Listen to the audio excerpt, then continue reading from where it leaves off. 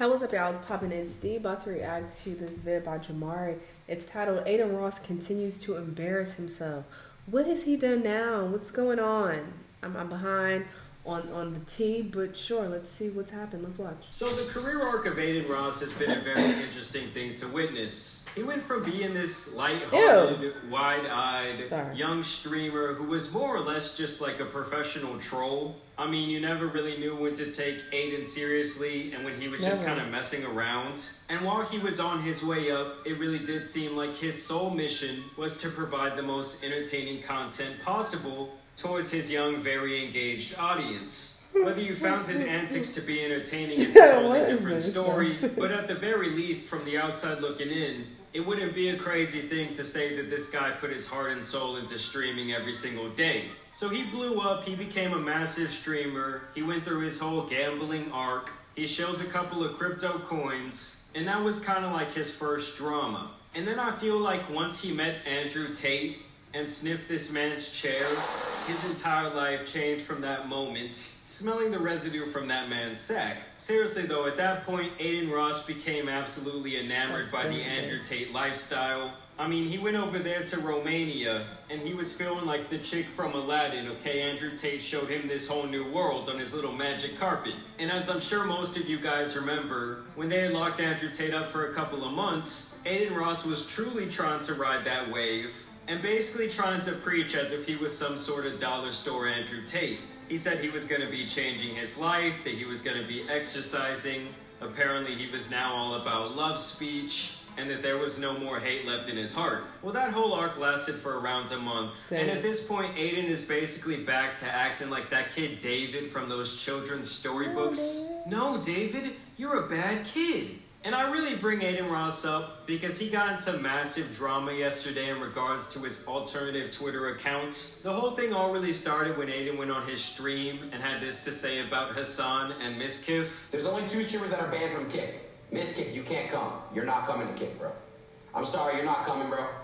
Me and Brucey don't want you here, you're not coming. That's first of all. To me and Brucey. Suck it. Hassan, you're not invited either. But to be honest, bro, you're not coming. Those 2 are banned.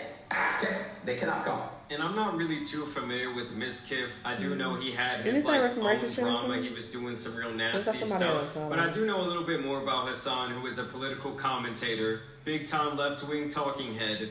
And obviously over the course of time, him and Adin Ross have had this ongoing beef. And so Hassan ended up responding to that comment from Adin Ross. He says more streaming platforms means Twitch can't make decisions like the ones from yesterday, which he's referring to this insane list of changes that Twitch was trying to make to their platform, where they were basically going to make it harder for streamers to have sponsors and different things like that. In a nutshell, Twitch is very greedy. And so Hassan continues on to say this will improve the space for streamers and watchers alike.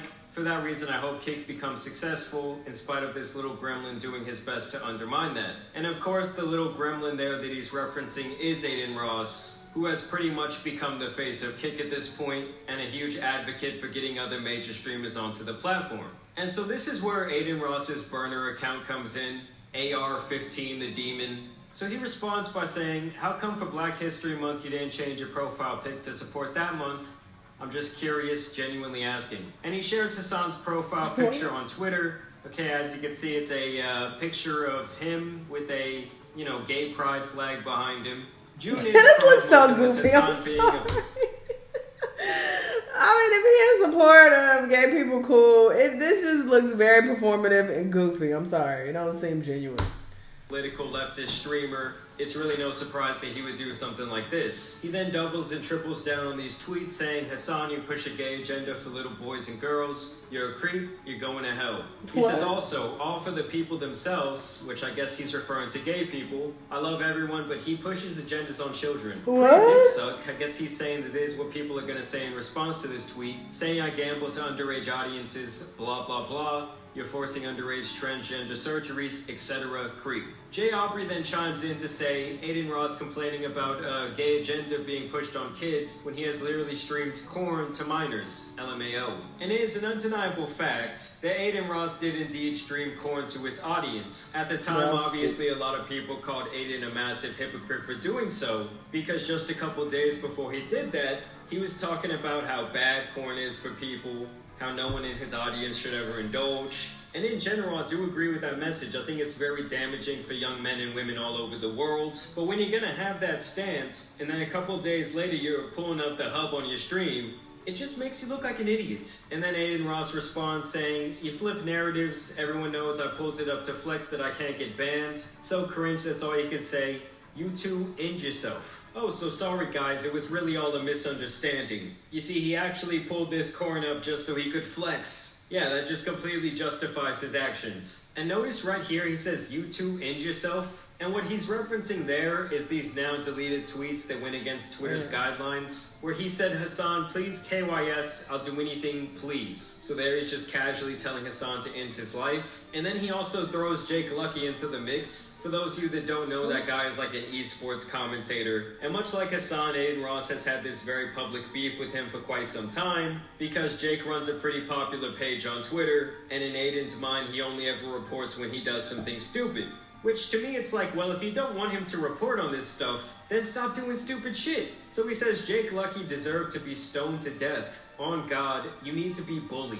Which obviously over some online beef is a really tough thing to say. What? I mean, this is something that I would expect to come out of the mouth of like a 12-year-old kid. Also, I will say, making threats against other people on YouTube usually does not bode over very well for the person making said threats. It's almost like working at a major company and having all these coworkers, and you point at one of them and you tell them you want them to die. And obviously these tweets of Adin's were receiving a lot of backlash, and so he then shared this video to his alt Twitter account.